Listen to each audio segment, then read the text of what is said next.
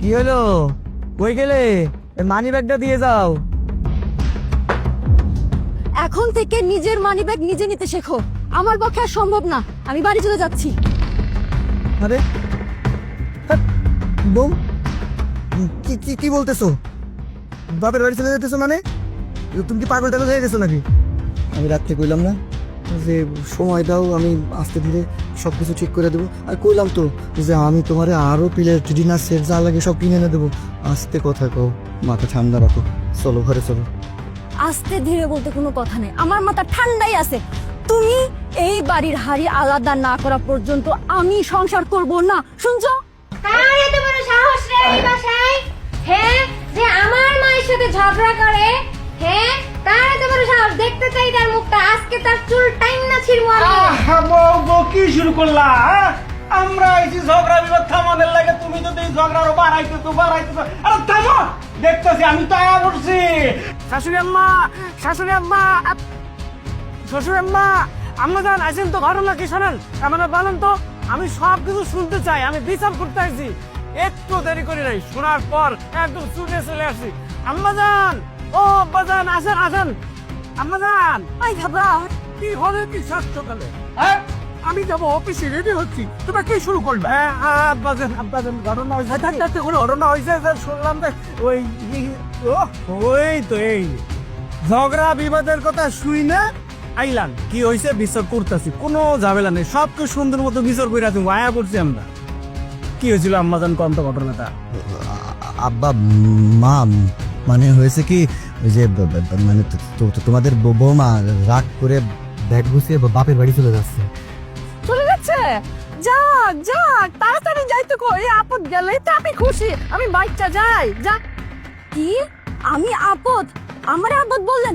এই, তোমার সামনে আমাকে আপদ বলে তুমি কেন শুনতে পাও না? আমি আর জীবনও এই বাড়িতে ফিরবো না, যাচ্ছি চলে। আমি উঠতে বসতে এত কথা শুনতে আমার ভালো লাগে না। সংসার করার জন্য আমি কত বসে আছি, শাশুমা মানে নিলে আমার জীবন অতিষ্ঠ করে দিল। আব্বা বউ, বউ রে।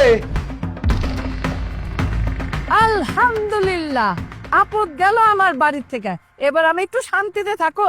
হ্যাঁ, তোমার ছেলের কত বড় সাহস! ভ্যামে ভ্যামে করতে করতে বউর পিছে গেল। তোমার ছেলে যদি বাড়িতে আসে, আজকে তার ভাত বন্ধ। দেখলেন তো আম্মা, আমি আপনার কত বড় কপাইলে জামাই, কত বড় লক্ষ্মী জামাই। আপনার বাড়িতে পা দিতে না দিতেই আপনার আপদ বিদায়। আমি আইলাম বিচার কইরা দিমু, তার আগেই আল্লাহর তরফ থেকে বিচার হইয়া গেল। আম্মা দেখলেন?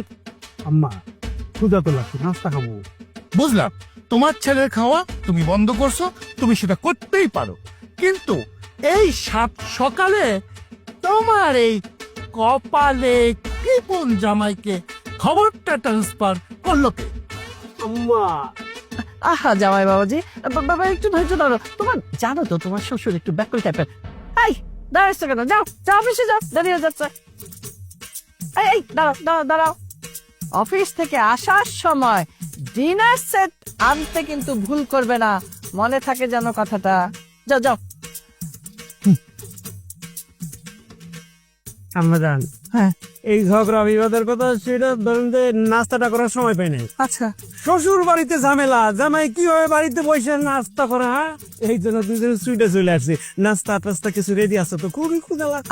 হ্যাঁ জামাই অত অস্থির হয়ে না, সব প্লেটে তো ভাঙে গেছে, প্লেট কি আছে ঘরে প্লেটটা? বাবা। আরে জামাই বাবাজি, তুমি চিন্তা করো না, নাস্তা আছে, আমি তোমাকে নাস্তা খাবো খাবো। আচ্ছা জামাই বাবাজি, তোমার হাতে জুতা কেন?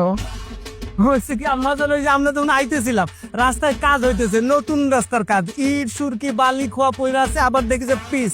ভাবলাম যদি পিসে আটকায় জুতা নষ্ট হয়ে যায় তাহলে একটা সমস্যা না, আবার নতুন জুতা কিনতে হইব। আমি তো আবার একটু মিতবি, অপচয় করি না। অপচয়কারীকে তো আল্লাহ পছন্দ করে না, সেই জন্য আর কি। তাই নেবো। মিথ্যা কথা বলবো কেন? হ্যাঁ, ও যে রাস্তার কাছে আমি জুতা পরে আসি নাই। এটা তোমরা ক্লাস 7 এ থাকা অবস্থায় জুতা কিনছো, তুমি এখন নতুন নতুন করতেছো। ক্ষুদা লাগছে, আসো বেশি কথা খাইতে হবে, একটা প্লেট ওইটা নাও, ওইটাতে খাইতে হবে। আসো আসো আসো আসো।